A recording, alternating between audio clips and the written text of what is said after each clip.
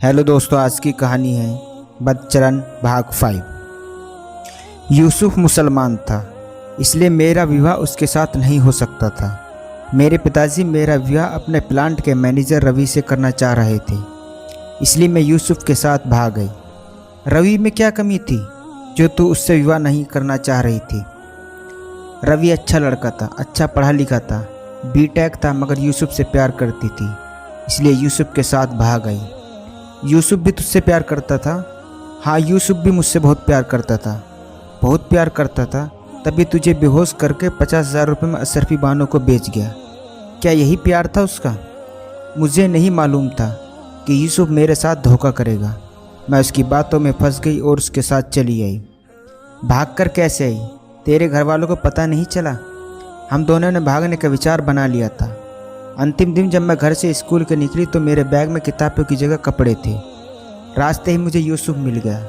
वहीं से हम स्कूल न जाकर बस स्टैंड की तरफ निकल गए, जहां से हमने दिल्ली के लिए बस पकड़ ली। दिल्ली में कहाँ रुके? दिल्ली में आकर बस स्टैंड पर यूसुफ ने मुझसे पूछा, कितने रुपये लाई है? मेरे पास कुछ भी नहीं था। मैं तो जैसे तैसे छुपते छुपाते घर से निकली थी। यह सुनकर यूसुफ को गुस्सा आ गया और बोला, खाली हाथ आई है, अब कैसे गुजारा होगा? तेरे पिताजी तो रईस हैं, कुछ मोटी रकम ले आती तो बुरा वक्त कट जाता। अब कैसे काटेंगे? कुछ समय तो काटना ही पड़ेगा, जब तक मैं दिल्ली में कोई ठिकाना नहीं बन जाता। मैंने पूछा, अब क्या करेंगे? क्या तुम भी कुछ नहीं लाए हो? मुझे तो तेरी उम्मीद थी, नहीं तो कुछ न कुछ व्यवस्था कर ही लाता। तेरे पिताजी तो रईस हैं, फिर भी खाली हाथ भाग गई। मैंने कहा ना, सबसे छुपते हुए आई हूँ, पैसे कहाँ से लेकर आती? बता अब क्या करें, कहाँ रहेंगे बिना पैसे के? हाँ, एक आइडिया मेरे दिमाग में है। मेरे अब्बू का एक दोस्त है बुंदे का, कुछ दिन उन्हीं के यहाँ काट लेंगे। जब कोई काम मिल जाएगा तब अलग रहने लगेंगे। हमारे पास और कोई रास्ता नहीं था, इसलिए हम बुंदू खा के घर पहुँच गए। शाम तक वही आराम से रुके, खाना पीना भी खाया। रात को सोते समय यूसुफ ने मुझे एक गिलास दूध पीने को दिया। दूध पीने के कुछ समय बाद मुझे चक्कर से आए तो मैं बिस्तर पर लेट गई और मुझे नींद आ गई। सुबह जब मेरी आंखें खुली तो मैंने अपने आप को अशरफी बानो के कोठे पर पाया। इसका मतलब यूसुफ ही तुझे 50,000 रुपये में अशरफी बानो को बेच आया। मेरी बात सुनकर पिरबा ने नज़रें तो झुका ली, मगर कोई जवाब नहीं दिया। तेरे पिताजी क्या करते हैं? उनका निकल प्लांट है, काफ़ी बड़ा प्लांट है, लगभग 500 मजदूर काम करते हैं। क्या नाम है उनका? अमीचंद बंसल। रवि इस प्लांट का मैनेजर है। हाँ, रवि इस प्लांट का मैनेजर है। कितनी सैलरी मिलती है रवि को? रवि पूरे प्लांट की देखभाल करता है, रवि उस प्लांट को चलाता है, इसलिए पिताजी सबसे अधिक सैलरी रवि को ही देते हैं। उसे उस समय लगभग 60,000 रुपये मिलते हैं। यूसुफ क्या काम करता है? मेरा मतलब उसके परिवार में क्या होता है? यूसुफ तो अभी कुछ नहीं करता, उसके पिताजी के पास थोड़ी सी ज़मीन है। यूसुफ कुछ भी नहीं करता, तब भी तू उसके साथ भाग गई। और रवि 60,000 रुपये कमाता है और तूने कुछ नहीं सोचा। मैं यूसुफ की बातों में फंस गई। बहुत बड़े बड़े वादे करता था, मेरी मत्ती पर पत्थर पड़ गया जो उसकी बातों में आ गई। अब तू क्या करेगी? अपने घर वापस जाएगी या कोई जुगाड़ देखेगी? मेरा प्रश्न सुनकर पिरबा की आंखों में आंसू आ गए, उसकी ज़बान बंद हो गई, पलकों को चिपका कर कुछ सोचने लगी। मैंने पुनः पूछा, बता क्या करेगी? मैं तुझे तेरे घर तक पहुंचा दूं? एक लंबी सांस खींचकर छोड़ते हुए पिरबा बोली, वापस घर जाना तो इतना आसान नहीं। माँ बाप भले ही स्वीकार कर लें, समाज तो मुझे बदचलन ही समझेगा, और माँ बाप का भी क्या भरोसा है।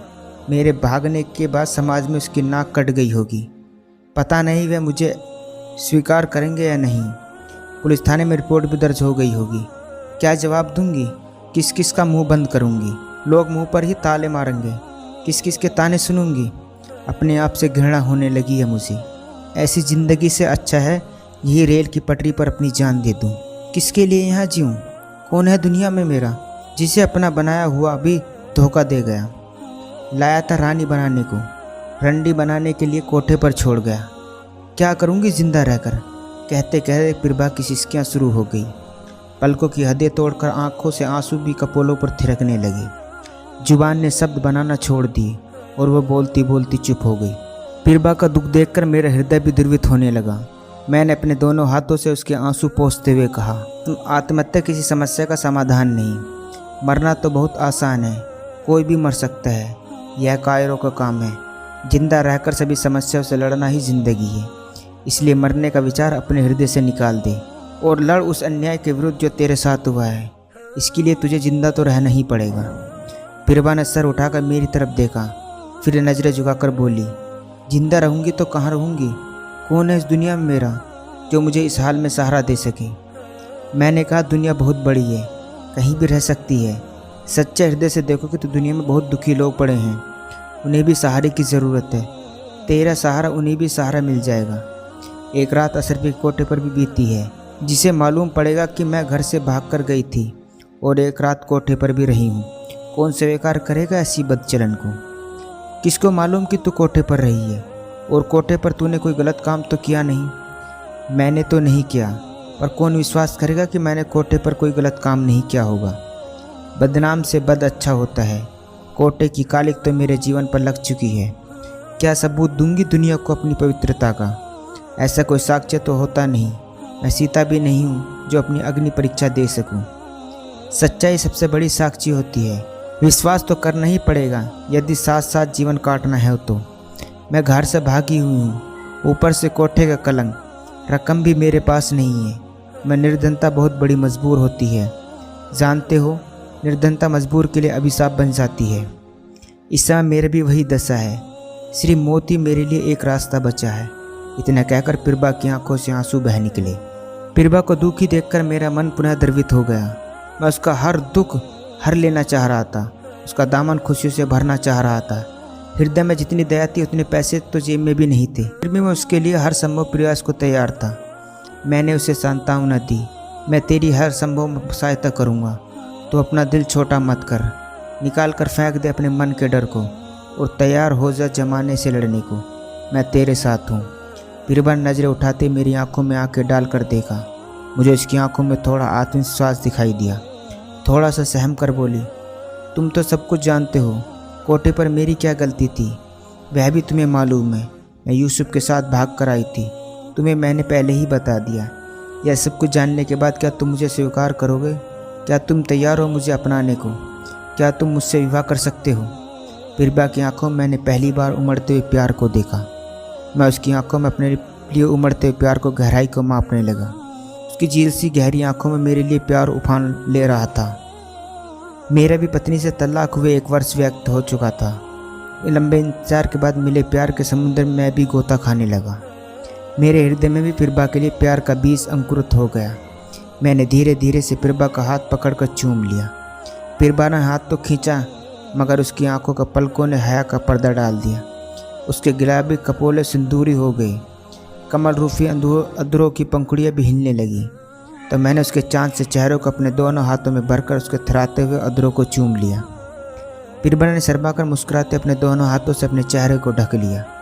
तो मैं भी पीरबा के साथ साथ बिना पंखों के अंतरिक्ष में उड़ने लगा। पीरबा के लिए चांद सितारे चुनने लगा, अपने उज्जवल भविष्य के सपने देखने लगा।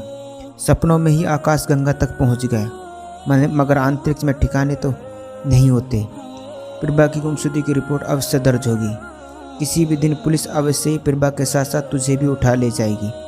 ऐसे सोचते सोचते मैं धड़ाम से अंतरिक्ष से ऐसा नीचे गिरा कि मुझे बीच में अटकने के लिए खजूर भी न मिला। सपना टूटा। आँख खुली तब पीरबा मेरे आलिंगन में थी। सपने की हकीकत किसी भी दिन सच हो सकती थी।